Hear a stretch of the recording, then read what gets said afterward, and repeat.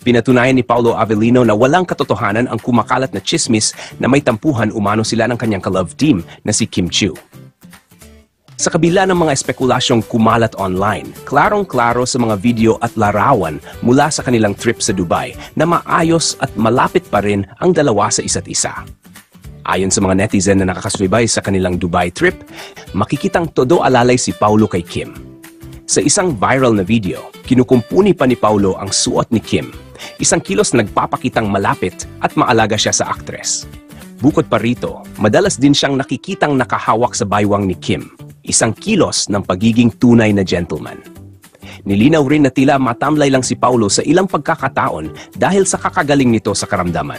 Hindi to dahil sa anumang personal na issue sa pagitan nila ni Kim.